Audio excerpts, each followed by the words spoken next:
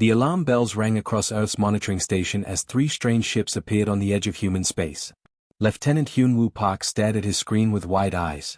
He had never seen anything like these vessels before. They looked like they were falling apart, with parts missing and lights flickering weakly. "Captain Minute-ho Kim, you need to see this right now," Hyun-woo called out, his voice shaking slightly. Captain Minute-ho walked over quickly. He had been watching space for 20 years, but these ships were completely different. They were huge but seemed to be dying. Smoke came from broken sections, and they moved slowly like wounded animals trying to find help. The ships sent a message in broken words that the humans could barely understand. The voice sounded desperate and tired. "Please help us. Our children are dying. We need a safe place." Captain Minute-ho made a quick decision. "Send our rescue teams. These beings need help." When the human rescue workers got inside the alien ships, they could not believe what they found. There were 3 different types of strange creatures, all living together in terrible conditions. The air was bad, there was not enough food, and many were sick. The first group looked like tall deer that could walk on 2 legs. They had beautiful silver fur and large blue eyes that seemed to glow with soft light. Their leader was called Velamy. She could not speak with words, but she could put pictures directly into people's minds. Through these mind pictures, she showed the humans why they had to run away from their home planet. The second group was very different. They looked like people, but parts of their bodies were made of metal and machines. They had replaced arms, legs, and even parts of their faces with robot parts that helped them do things better. Their speaker was named Thaynine, and he talked by making musical sounds that somehow meant words. The third group looked almost like humans, but their skin was clear like glass, and their arms and legs bent in ways that human arms and legs could not. Their wise leader, Irizon, could speak the human language very well, but he used old words that sounded like poetry. All 3 groups told the same scary story. Somewhere in space was a huge empire called the Galactic Consortium. This empire believed that only certain types of creatures deserved to live. They thought that being different was bad and dangerous. So they traveled from planet to planet, destroying anyone who was not like them. The day-like creatures were called weak because they could feel other people's emotions and wanted to help instead of fight. The machine people were called unnatural because they had mixed their bodies with technology. The glass-skinned people were called useless because they loved peace and thinking about big ideas instead of making war. Dr. So-Young Lee, Earth's best scientist for studying alien life, worked day and night to help the refugees. She found that many of them had not eaten good food in months. Some had terrible wounds from attacks by consortium warships. The children were the worst off. They had been born while running and hiding, never knowing what it felt like to be safe. "These are not dangerous invaders," Dr. So-Young told the Earth leaders. "These are families with children who just want to live in peace." But not everyone on Earth was sure about helping. The government leaders had long meetings where they argued about what to do. Some said that helping the refugees might bring the dangerous consortium to Earth. Others worried that the aliens might be lying or might cause problems. General Daeun Kwon was one of the people who worried. "What if this consortium decides to attack us for helping their enemies?" she asked during one meeting. But Admiral Sujin Choi remembered her own family's story. "My grandmother was a refugee during the old wars," she said. "Someone helped her when she had nowhere to go. That is why I am here today. We should help these families." Secretary General Ji-hoon Nam had to make the final decision. He visited the refugee ships and saw the children playing together, deer children, machine children, and glass children all laughing and sharing toys despite being completely different species. "How can we turn away families with children?" he asked himself. The vote was very close. Many Earth leaders were scared. But in the end, they chose to be kind instead of afraid. When Ji-hoon told the refugees that Earth would let them stay, something amazing happened. Velamy, the day-like leader, was so grateful that she accidentally shared her feelings with all the humans nearby. Suddenly, everyone could feel exactly how thankful and relieved she was. Many people started crying happy tears without knowing why. For the first time in many years, these rejected families had found a home. They could not believe that anyone would choose to help them instead of sending them away. As their broken ships were guided to safe landing areas on Earth, the refugees looked out at the blue planet that had offered them hope. Earth had done something that no other world in the galaxy had done. They had chosen to help the helpless, and nothing would ever be the same again. 2 years had passed since the refugees arrived, and Earth looked completely different. Dr. Dae-Hyun-oh walked through the New Geneva Medical Center, amazed at what he saw every day. Next to him floated Velamy, who was now the head of a special healing department that no human hospital had ever had before. The day-like Kithra had changed medicine forever. Velamy could feel exactly where patients were hurting, not just in their bodies but in their hearts too. She would gently touch a sick person and know things that doctors with machines could never find.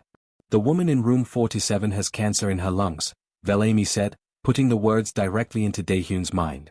But she is more sick from being scared and sad. Her fear is stopping her body from getting better. Can I help her feel safe? Daehyun nodded and watched as Velamy went to the woman's bedside. The Kithra's blue eyes glowed softly as she shared feelings of peace and hope. Within minutes, the woman's breathing became easier, and her pain seemed to fade away. When human medicine and Kithra healing worked together, they could cure sicknesses that had killed people for thousands of years. Across the city, engineer Young Soo-jang worked with his new partner Thae-9 in a laboratory full of amazing robot parts. The machine people called Vrex had taught humans how to make body parts that worked better than the original ones. Making new arms and legs is like making music, Thae-9 explained, his voice sounding like bells ringing together. The metal parts and the human parts must work together in perfect harmony, or the person will be uncomfortable. A little girl named Haejin sat in the lab, getting fitted for new legs after losing hers in an accident. The new legs looked almost real, but they were much stronger and faster than regular human legs. Will I be able to run again? Haejin asked, her eyes full of hope. You will run faster than you ever did before, Thae-9 promised. And if you want, these legs can even help you jump high enough to touch the clouds. When Haejin stood up on her new legs, she laughed with joy as they responded to her thoughts quicker than her old legs ever had. She took a few careful steps, then broke into a run around the laboratory, moving so smoothly it looked like she was dancing. In the government buildings, Ambassador Yuna Park worked with Irizon to solve problems between different human cities and countries. The glass-skinned Morvani were amazing at helping people who were angry with each other find ways to agree. Fighting is not about winning or losing, Irizon explained in his musical voice. Fighting happens when people forget to listen to each other. If we can help both sides remember how to listen, then fighting becomes talking, and talking becomes friendship. Using Morvani methods, Yuna had helped stop 3 different wars before they could start. Instead of sending soldiers, she sent teams of people who were trained to help angry groups remember that they all wanted the same basic things: safety, food, and happy families. President Yoon Soo-han often told her advisors that the refugees had changed humans just as much as humans had changed the refugees. Children now grew up playing with alien friends and learning alien ways of thinking. They became better at solving problems because they could think like 3 different species at once. Minute-suk Park had been a soldier who lost his eyes in a war. Now he worked as a security guard with special Vrex robot eyes that could see things human eyes never could. He could see in the dark, see through walls, and even see when people were lying by watching how their bodies moved. Hyojin Nam learned empathy skills from the Kithra and became so good at understanding people's feelings that she could prevent arguments before they started. She traveled around the world helping governments solve problems without anyone getting hurt. But the biggest changes happened in schools. Human children grew up playing games with young Kithra, Vrex, and Morvani. A 7-year-old boy named Ji Hyun could solve difficult puzzles that used to confuse adult philosophers. His best friends were Selendi, a young Kithra who could feel everyone's emotions, and Nyxra, a small Vrex who could calculate math problems faster than computers. Every month, new refugee ships arrived at Earth. The Zephyrians looked like walking crystals and talked by making colored lights flash on their bodies. The Dross were as big and strong as elephants but were gentle and kind. Each new group expected to be rejected like they had been everywhere else in the galaxy. Instead, they found preparation committees made up of humans and earlier refugees, all working together to help newcomers feel welcome. The first refugees had learned from humans how to be a welcoming family, and now they taught that same kindness to each new group. Dr. So-young Lee, now in charge of helping all alien refugees, created a program called First Family. Every new alien species was paired with humans and previous refugee groups to make settling in easier. We learned something the rest of the galaxy forgot, she wrote in her research papers that people all over Earth read. Having different types of people together does not make you weak. It makes you strong. Every different way of thinking is an answer to a problem we did not know we had. Earth had become a place where being different was celebrated instead of feared, and everyone was becoming stronger together. Far across the galaxy, in a gleaming city made of crystal and metal, the leaders of the Galactic Consortium gathered for an emergency meeting. Supreme Purifier Zeth Korian stood before a massive screen showing images of Earth, his face twisted with disgust and anger. Look at this disaster, he snarled, pointing at pictures of humans and aliens working together. One primitive little planet has ruined centuries of our work. They are keeping 7 different inferior species alive when we worked so hard to get rid of them. The other consortium leaders nodded in agreement. For hundreds of years, they had traveled across the galaxy destroying any species they thought was weak, different, or useless. They believed that only the strongest and most pure beings deserved to live. "We must destroy this Earth immediately," declared War Commander Crixtau. "If other worlds see that someone is protecting the weak ones, they might start protecting them too." On Earth, Intelligence Director Woojin Kim had been watching space communications for months, trying to learn about threats from far away. The news he brought to President Yoon Soo-han made everyone in the room go quiet with fear. "They are coming to attack us," Woojin said, his hands shaking as he showed them pictures from space. "The consortium has built a huge war fleet with over 2,000 ships. Their biggest warships are the size of cities and have weapons that can destroy entire planets." Admiral Sujin Choi looked at the pictures and felt her heart sink. "Our entire space fleet has only 300 ships, and most of those used to be cargo vessels that we turned into fighting ships. They have almost 10 ships for every one of ours. Their weapons are much more powerful than anything we have." When the refugee communities heard the news, they were heartbroken. Velamy came to President Han with tears running down her silver fur, her blue eyes dim with sadness. "We cannot ask you to die fighting for us," she said, putting her thoughts gently into the president's mind. "If we leave Earth and go back into space, maybe they will not hurt you." Before President Han could answer, a small voice spoke up from the corner of the room. It was Ji-hyun, now 12 years old, who had been quietly listening to the adult conversation. "No," he said firmly, his young voice clear and strong. "You do not abandon your family. That is what makes us different from the bad guys." His simple words spread quickly across Earth and all its space colonies. In the government building, Representative Jae Sang-oh stood up in front of all the other leaders and said, "They want us to give up our family to save ourselves. But if we do that, what kind of people would we be? Humans who abandon those who need help are not worth saving." Every single government leader voted to fight instead of surrender. General Daeun Kwon began preparing Earth's defense, even though she knew it would be the hardest fight in human history. But she quickly realized that humans were not fighting alone. Thae-9 and other Vreks worked day and night with human engineers to make their ships stronger and faster. Irizon helped create new battle plans that mixed Mulvaney wisdom with human creativity. Most importantly, Velamy and the other Kithra began teaching human soldiers and pilots how to share thoughts and feelings during battle. This meant that all the different species could work together perfectly, like they were all parts of one giant brain.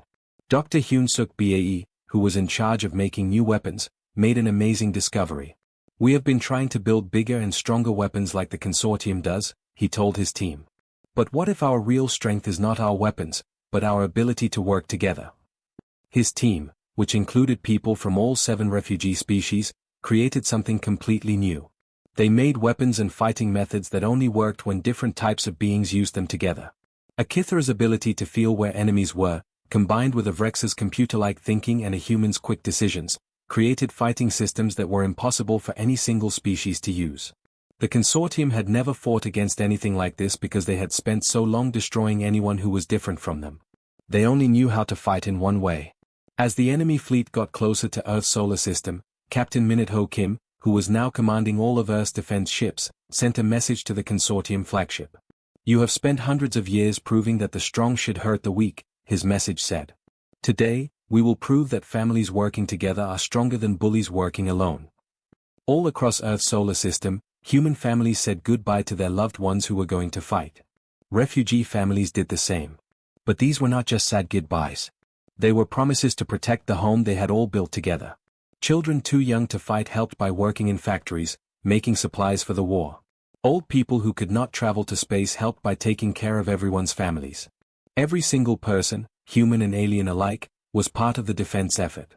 The largest war the galaxy had ever seen was about to begin, and it would decide whether being different was something to celebrate or something to destroy.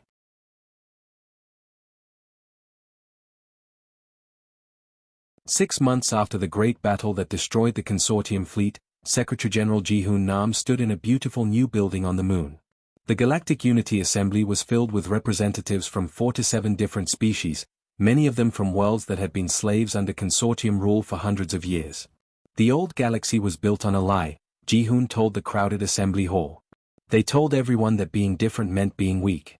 Today we start building a new galaxy based on the truth that our differences make us all stronger. The changes across the galaxy happened quickly but were not easy. Reconstruction director Minute Jung Lee worked with teams that included former consortium soldiers who had switched sides during the war. Her job was to help rebuild planets that had been damaged by centuries of oppression.